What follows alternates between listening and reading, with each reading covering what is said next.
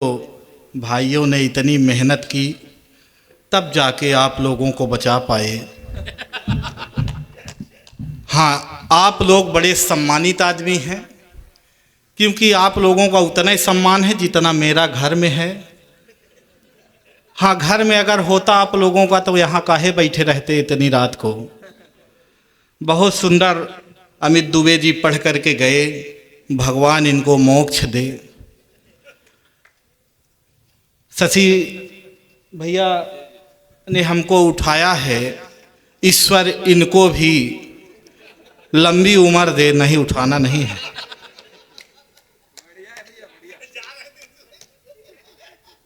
नहीं, आप डेरा प्रमुख को तो बराबर मैं भी प्रणाम कर लेता हूँ, कोई दिक्कत नहीं है। और माइक वाले भाई साहब को तो चरण स्पर्श कर लेता हूँ, मेरे में बिल्कुल गड़बड़ नहीं करना है। हाँ, एक कभी वैसे भी सही नहीं।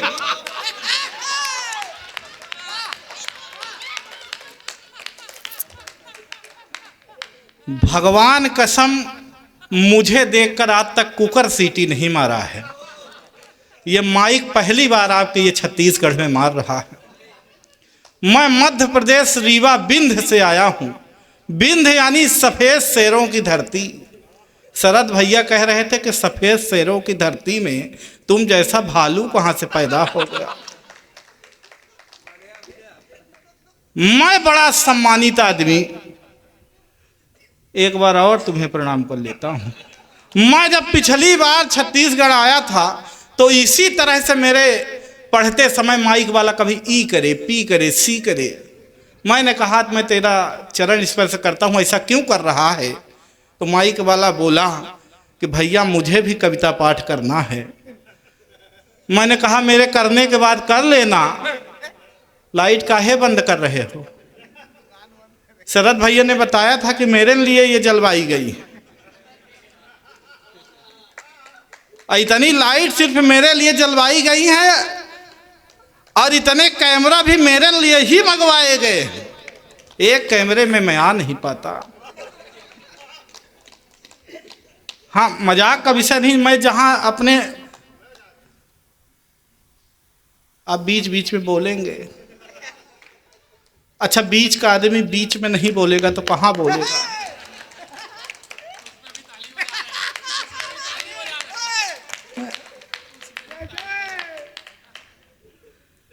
तो भाई ने कैमरे माइक वाले भाई साहब ने कहा कि भैया मुझे भी काव्य पाठ करना है। मैंने कहा मेरे करने के बाद कर लेना।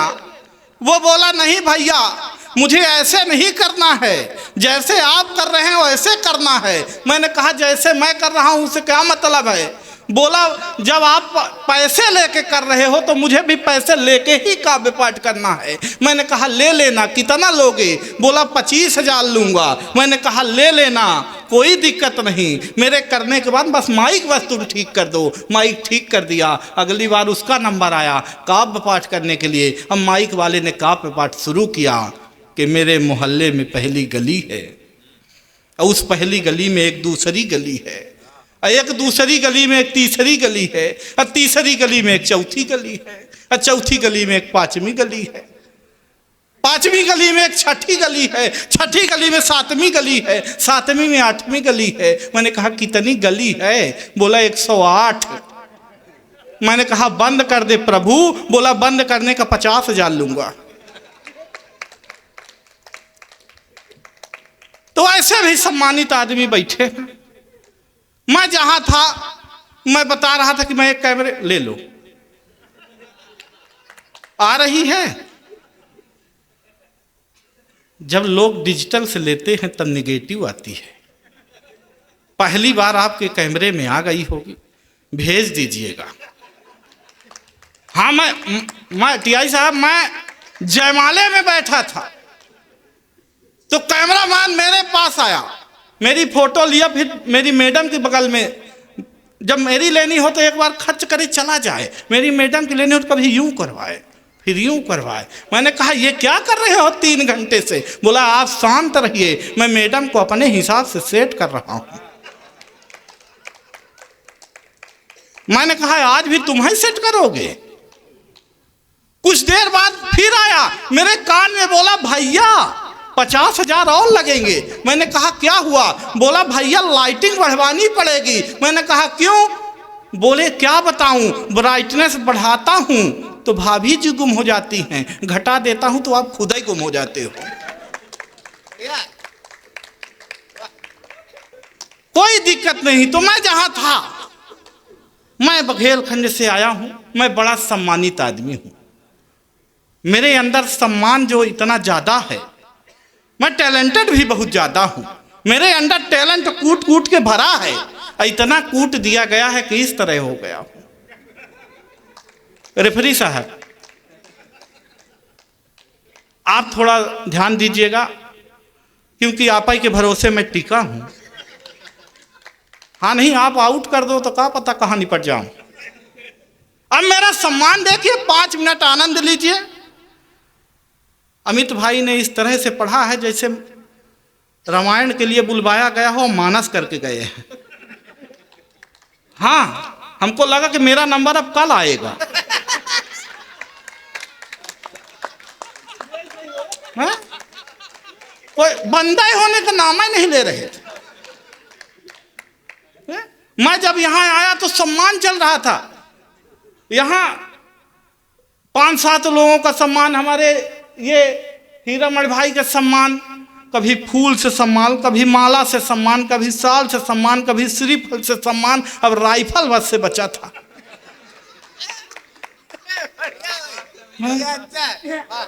शरद भैया मैं सोच रहा था कि कहीं आप उससे भी न करवा दें एक बार, इतना ज्यादा सम्मान। मैं जब आया यहाँ तो मंच पे वो मानस वाले गीत गा रहे थे, हालांकि गीत मैं भी बहुत अच्छा गाता हूँ, ये आप लोगों का सौभाग्य है कि आज नहीं गा रहा हूं। मैं अपने गांव में बचपन में एक बार गीत गाया तो हमारे गांव वालों ने कहा बहुत अच्छा गाता है, इसको बॉम्बे भेज दो। मैं जब बॉम्बे गया और बॉम्बे में गीत गाया तो बॉम्बे वालों ने कहा बहुत अच्छा गाता है, जहां से आया है वहीं भेज दो। जैसे ही मैंने, सरपंच साहब, जैसे ही मैंने अपना सुर लगाया, सुर असुर का रूप धारण कर लिया। मैंने अपना तरन्नुम छेड़ा तो लोग जहन्नुम की ओर जाने लगे।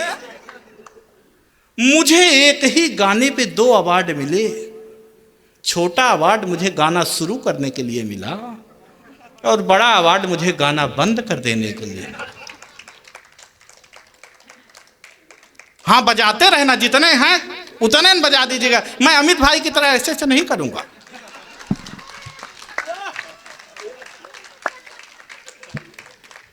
हाँ, किसी किसी की आदत होती है ऐसे ऐसे करने की, किसी किसी की ऐसे ऐसे करने की, हमारी ये कोई नहीं भैया। अब मेरा सम्मान देखिए, 5 मिनट के लिए स्टार्ट हो जाएगी कि एक सज्जन सुबह सुबह मेरे घर आए, दरवाजा खटखटाए, दरवाजा खोलते हुए मैंने पूछा फरमाइए। वो हमारे हाथ में चना दिए और बोले पहले खाइए। मैं चना खाते हुए ही पूछा सुबह सुबह कहां से आ रहे हैं और ये बताइए चना क्यों खिला रहे हैं। वो बोले आज शनिवार है।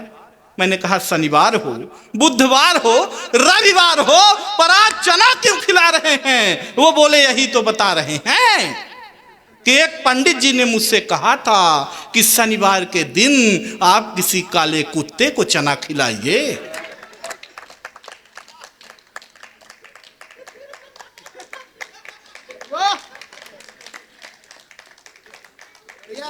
नहीं, अभी तक में शरद भैया के समझ में आया। धीरे नहीं चलते। जब भाई भाई का सम्मान हुआ, किसी काले कुत्ते को चना खिलाया और काला कुत्ता मेरे हाथ से चना खाए, ये कुत्ते में कहां दम है। सर आपको इसीलिए खिला रहे हैं, आप क्या काले कुत्ते से कम हैं। और मेरा सम्मान देखिए, अभी तो एक सज्जन आए थे, अब 2 आए, मेरे घर आए और बोले माखन भाई आप खाली हैं। मैंने कहा बिल्कुल खाली हूं, बताइए। बोले आज दशहरा है, आप खाली होते तो चल देते। मैंने कहा कहाँ। बोले मेरा रावण भीग गया है। आप खाली होते तो चल देते। तो दूसरा बोला कि इसे क्या जलाओगे, ये तो पहले से जला है। और मेरा सम्मान देखिए, मैं जब यहाँ छत्तीसगढ़ के लिए चलने लगा सुबह सुबह, तो मैं जहाँ रहता हूँ मेरे मकान मालिक है शर्मा जी, सुबह सुबह ही आ गए, बोले माखन किराया। मैंने कहा यार शर्मा जी, जहाँ कहीं भी जाता हूँ तो आप किराया लेने आ जाते हो, आपको नहीं मालूम मैं इधर छत्तीसगढ़ जा रहा हूँ और बहुत जल्द सोनी टीवी में भी आने वाला हूँ। जिस दिन मैं सोनी टीवी में आऊँगा आपका नाम पूरे मोहल्ले में छा जाएगा। शर्मा जी बोले शाम तक नहीं दिया तो वो दिन आ जाएगा। और मेरा सम्मान देखिए, मैं आगे बढ़ा, रोड में पहुंचा, एक ऑटो वाले को हाथ दिया, ऑटो वाले ने भाई साहब ऑटो रोकी, पीछे उसमें एक खूबसूरत लड़की बैठी थी। उसने कहा अगर तुम इसे चढ़ाओगे तो मैं उतर जाऊंगी। इतना ज्यादा मेरा सम्मान। पीछे मेरी मैडम थी, वो दौड़ कर आई, उन्होंने दूसरे ऑटो वाले को हाथ दिया। भाई साहब दूसरे ऑटो वाले ने ऑटो रोकी, मैडम ने पूछा रेलवे स्टेशन तक का कितना लोगे? ऑटो वाले ने कहा 100 रुपए। मैडम ने कहा अगर मेरे साथ ये मेरे प्राणनाथ भी चले तब कितना लोगे? ऑटो वाले ने कहा तब भी 100 ही रुपए लूंगा। मैडम ने तपाक से मेरी ओर देखा और कहा देखे जो 100 रुपए की कीमत है वो मेरी है, तुम्हारी फूटी कौड़ी की नहीं है।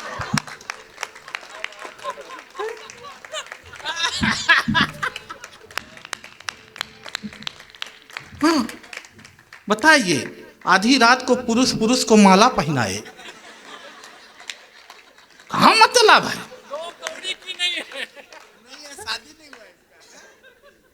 अब मेरे को पहना दिया तो होगी भी नहीं।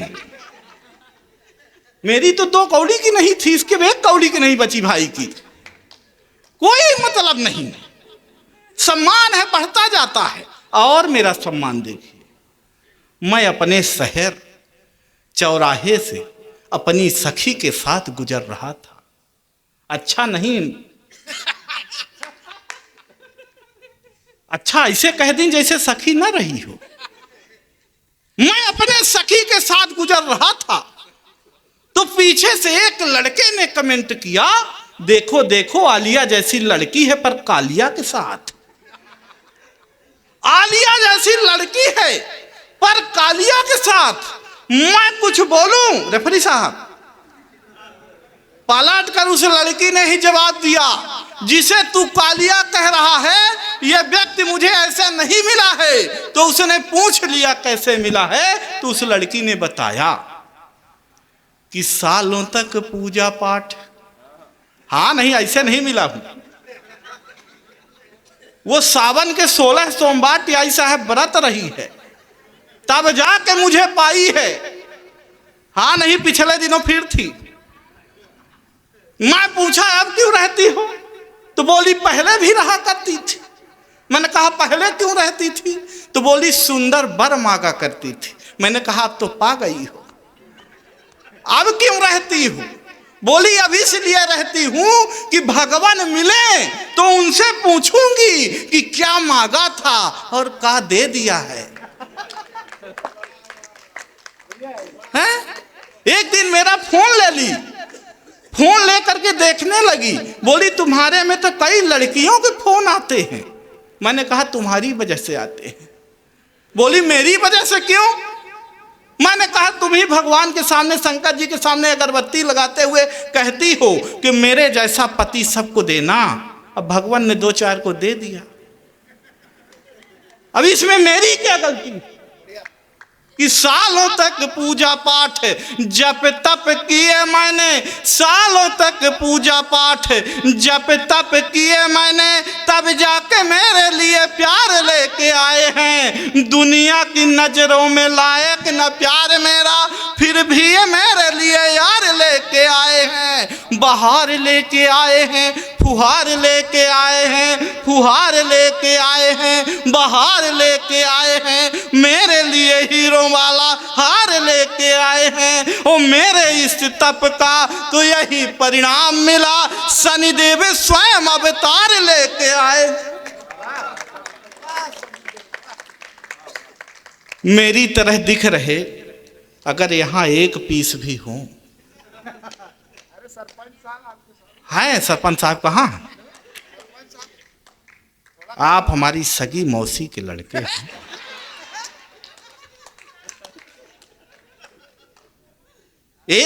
आप कल से अपने आप को शनिदेव ही समझें। हाँ नहीं, हंसने की बात नहीं है। तेल चढ़ जाएगा पर हल्दी नहीं लग पाएगी। हल्दी लगने में आज बड़ा लफड़ा है। मेरी तो लग ही नहीं पा रही थी। मेरे पिताजी के कई बार निवेदन करने पर एक शादी वाले मेरे घर आए मुझे देखने। शरद भैया देखकर जाने लगे, बोले कुछ नहीं। तो मेरे पिताजी खुद ही आगे बढ़े टीआई साहब और कहा आपने लड़का देख लिया? बोला कुछ नहीं। उन्होंने कहा देखिए सर, हमने लड़का देख लिया है, अब आप इसे ब्यूटी पार्लर वाले को दिखाइए।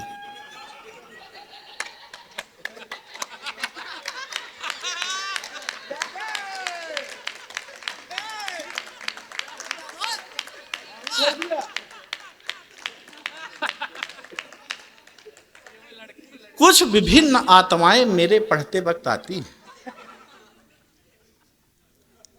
मेरे गुरु ने मुझसे कहा था कि जब तू छत्तीसगढ़ साइड जाएगा तो ऐसी आत्माएं तेरे आगे पीछे घूमेंगी। वो मेरा भाई ही था। तो शादी वाले भाई साहब ने कहा कि देखिए सर, मैंने लड़का देख लिया है, अब आप इसे ब्यूटी पार्लर वाले को दिखाइए। पिताजी ने कहा शादी ब्याह लड़के और लड़की के संबंध हैं, आप लड़की को दिखाइए। तब जाकर फिर लड़की मुझे देखने के लिए आई। आधा घंटे तक लड़की हमको देखती रही। आधा घंटे तक लड़की हमको देखती रही। हम लड़की को देखते रहे। न लड़की हमसे कुछ बोल रही थी, न हम लड़की से कुछ बोल रहे थे। आधा घंटे बाद लड़की ने हिम्मत करके बोली कि भाई साहब लड़का आपा ही है। भाई साहब लड़का आपा ही है। मैंने कहा जी बहन जी हम ही हैं। उसने कहा जब हम आपसे विवाह कर लेंगे तो आप मुझे क्या मानेंगे? मैंने कहा जिंदगी। उसने कहा लानत है ऐसी जिंदगी पर जो आपसे विवाह करना पड़ जाए। पर आप लोग टेंशन ना लीजिए, मैं टेंशन रीवा से लेके ही इधर आया। शरद भैया ने कहा उधर से इधर आ जाओ। मैं जब आया सुबह तो ये घर ले गए। घर में बहुत अच्छा खाना खिलाया और बोले कि उधर आपके यादव हैं का? मैंने कहा हाँ उधर मेरे यादव हैं। बोले क्या करते हैं? मैंने कहा दूध देते हैं। बोले हमारे यहाँ तो दूध गाय देती है।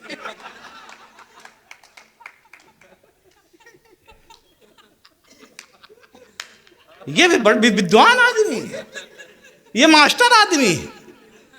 हमने कहा आपके पढ़ाए हुए बच्चे क्या कर रहे हैं?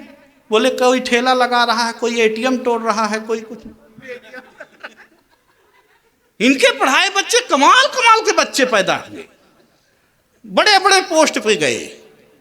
हाँ एक दिन मुझे टकरा, मैं पिछले दिनों एक विद्यालय आया छत्तीसगढ़ के, शरद भैया के विद्यालय में पहुंचा। मैंने गया तो वहां अधिकारी पहले से आए हुए थे और एक बच्चे को खड़ा करके पूछ रहे थे बेटे खड़ा हो जाओ और ये बताओ कि शंकर भगवान का धनुष किसने तोड़ा? बच्चा खड़ा होते ही बोला भगवान कसम मैंने तो नहीं तोड़ा, ये रामू तोड़ा होगा, ये ज्यादा टंटपाली करता है। तो अधिकारी परेशान होकर मास्टर साहब के पास पहुंच गए, शरद भैया के पास पहुंचे। बोले मास्टर साहब कैसे बच्चों को इनको पढ़ाए हो? इन बच्चों को तो यही नहीं मालूम कि शंकर भगवान का धनुष किसने तोड़ा। हम मास्टर साहब यही। इन्होंने कहा देखिए सर मेरे पढ़ाए बच्चे हैं, ये कुछ भी कर सकते हैं, धनुष नहीं तोड़ सकते। अधिकारी परेशान होकर प्रिंसिपल के पास पहुंच गए। बोले कैसे मास्टर हैं और कैसे बच्चे, इनको तो यही नहीं मालूम कि शंकर भगवान का धनुष किसने तोड़ा। प्रिंसिपल भी वो भी कमाल के, वो भी छत्तीसगढ़ जाजी के। उन्होंने कहा देखिए सर आप फालतू बात छोड़ दीजिए, बस इतना बताइए दूसरा धनुष कितने में आएगा?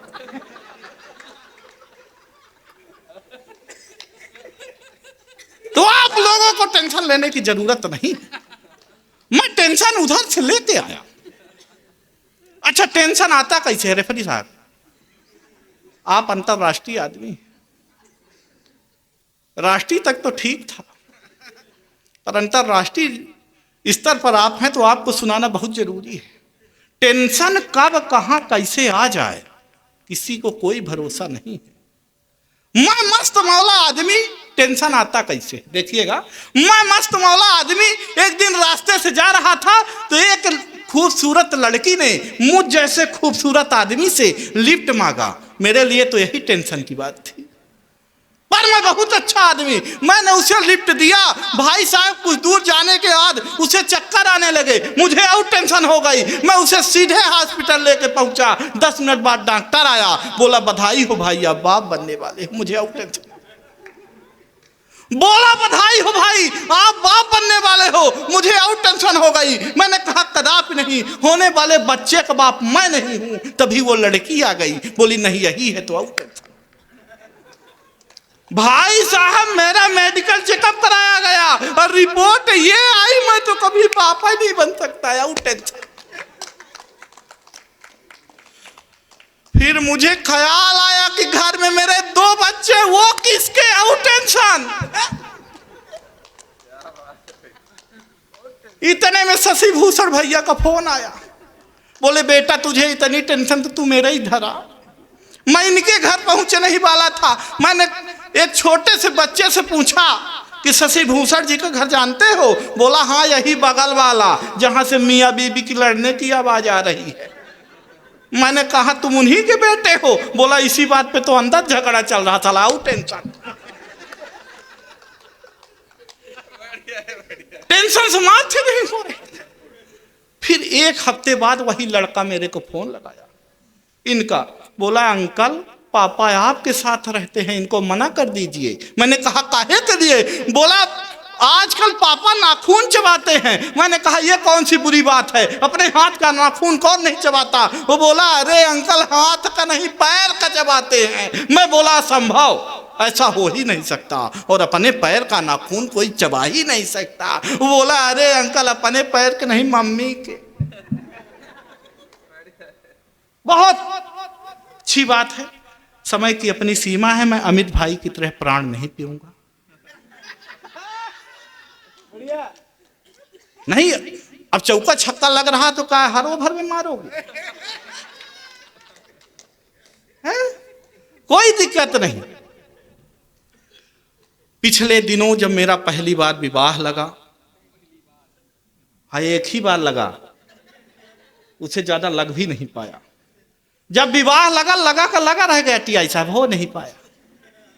नहीं पहले मैं भी हालांकि पुलिस में ही भर्ती होना चाहता था, फिर हो नहीं पाया। क्योंकि जब मैं अब मध्य प्रदेश से आया हूं तो मैं जबलपुर एसएफ ग्राउंड पहुंचा। टीआई साहब ने हवलदार को ऑर्डर दिया कि इसके सीने में फीता लगाओ और पूछो देश के लिए क्या कर सकता है। हवलदार साहब ने पूछा बताओ फीता लगा करके देश के लिए क्या कर सकते हो। मैंने कहा देश के लिए मैं अपने लहू का कतरा कतरा दे सकता हूं। टीआई साहब खुश नहीं हुए, दोबारा फीता लगाएगा और बोला बताओ देश के लिए क्या कर सकते हो। मैंने कहा अपनी जान तक दे सकता हूं, तब भी टीआई साहब खुश नहीं हुए। हाँ भगवान कसम जब 2.5 लाख कहा तीसरी बार तब खुश हुए। 2.5 लाख में माने, ऐसे हल्के में ना लीजिए टीआई साहब। मैं जहां मेरा थाना लगता है उसके सामने, थाने के सामने एक सांड बैठता है। मैंने बगल वाले चाय वाले से पूछा ये रोज बैठता है जब यहां से निकलता हूं मैं? बोले आप शांत रहो, उसको बैठे रहने दो, हमारे थाने के टीआई साहब गऊ है,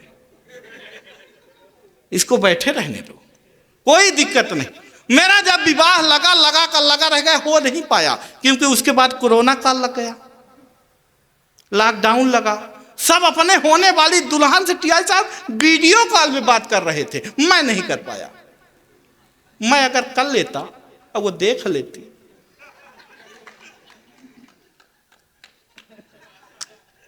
कि फोन में ही की है बात, होने में ही की है बात, दिन दिन रात रात 4G का लाभ एक दिन ना उठाया है। प्रेम में पड़े हुए थे, प्रेम में जड़े हुए थे, प्रेम प्याला पी के प्रेम प्रेम गीत गाया है।